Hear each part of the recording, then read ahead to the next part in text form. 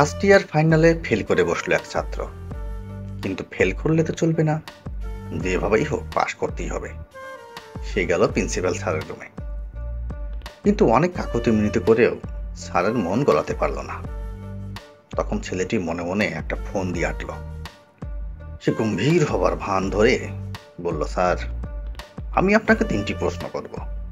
যদি আপনি সঠিক উত্তর দিতে পারেন, আমি আমার রেজাল্ট মেনে নেব।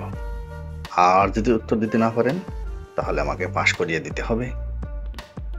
ছাত্রটির বুদ্ধিশুদ্ধির উপর প্রিন্সিপাল স্যারের খুব একটা আস্থা ছিল না। এরকম একটা গবেট টাইপের ছেলে কি এমন প্রশ্ন করবে যার জবাব তার মতো অভিজ্ঞ শিক্ষক দিতে পারবে না? তিনি রাজি হলেন।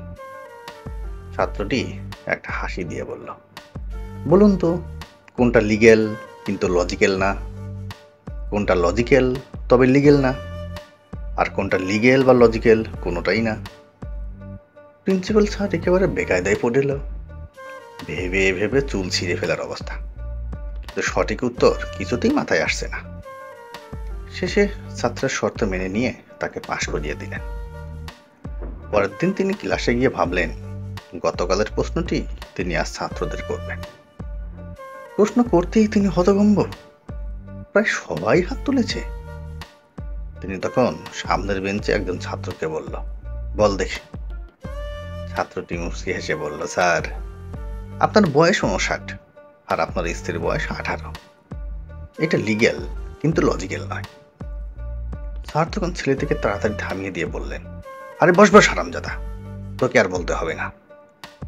আর একজন ছাত্র মাদের শাড়ি থেকে লাফ দিয়ে উঠে বলল, স্যার, আপনার স্ত্রীর সাথে 19 বছরের এক যুবকের অ্যাফেয়ার চলছে।